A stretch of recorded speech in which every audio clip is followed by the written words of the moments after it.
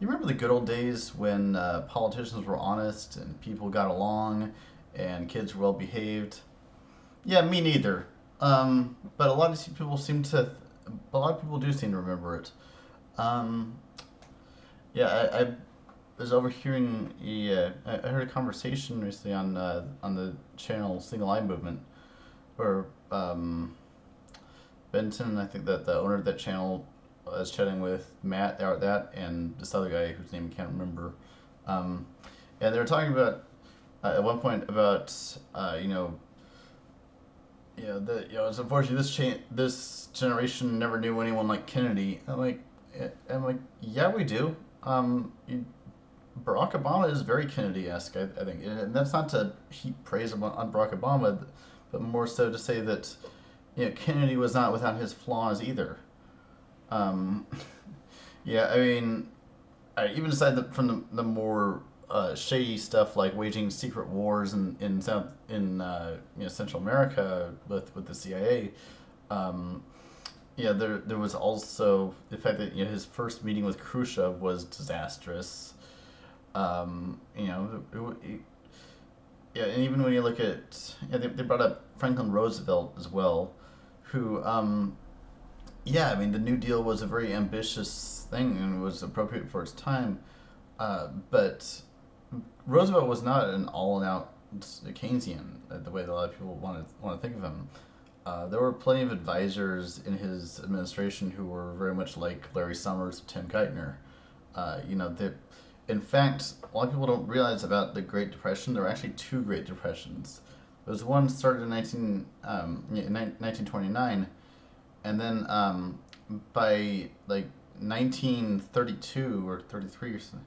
No, maybe it was 36. Never mind. Yeah, it was around 1936. Um, yeah, they were almost back, like recovered from it, and then Roosevelt was taking the advice of some of his deficit hawks in the administration who were telling him, "Oh no, you have to raise taxes and cut spending. We can't keep doing this. We're gonna raise the deficit's going to get too out of the control." And so he did, and we got plunged back into a depression. Yeah, that's a fuck up. And then that's not even to mention human rights abuses of the Japanese internment, the internment of Japanese people in the U.S. There's. A lot of people that we look up to today did some things that were very shady by our hands. Let's look at Lincoln. Lincoln suspended habeas corpus in order to imprison people for having Southern sympathies, basically.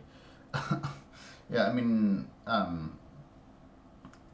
Lincoln, went outside the Constitution for wartime powers in a way that would make Dick Cheney blush.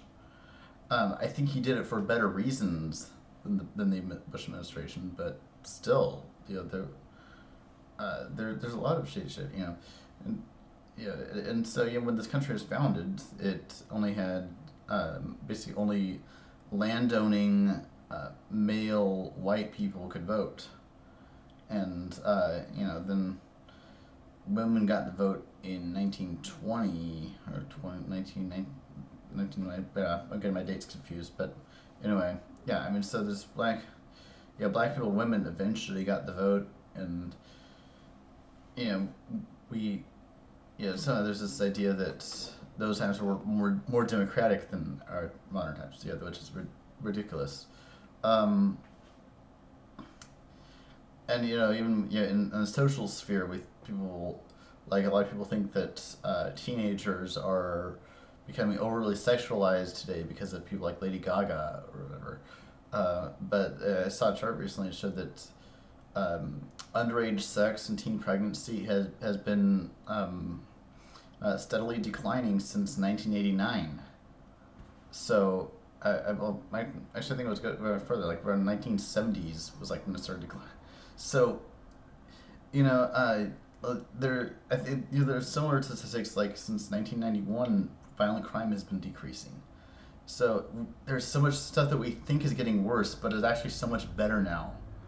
Um, People think we're more litigious now, but there were all kinds of lawsuits going around in the early days of America. Um, so I just want to suggest that if you're looking for a golden age, sometime when things were better and everything was yeah, and things seemed more respectable, I would not look to the past for that. You will not find it. If you want a golden age, then we need to help create it. And that is where our golden age lies, is in our future.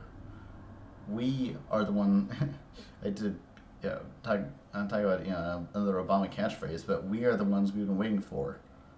Uh, we have the power to create that golden age, and it's not something that is, that we can look to the past and long for, because it was never as good as it sounds, because history tends to highlight either the very high moments or the very low moments, and we forget a lot of the nuance that goes on.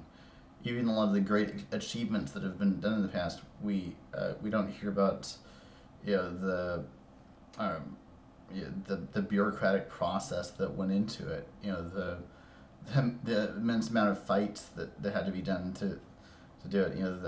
The amount of log rolling and special interests and all this stuff that had to be overcome.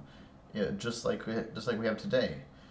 And so I want to say that yes, there are problems today. Most of them are not new problems. The new problem we have is that we now have the capacity to destroy ourselves, um, if the power that we have gets into the wrong hands, or more likely stays in the hands that it is now. But we also have a greater opportunity than we've ever had before to transform mankind and to achieve our highest potential. So I just thought I'd leave it there for now. Peace.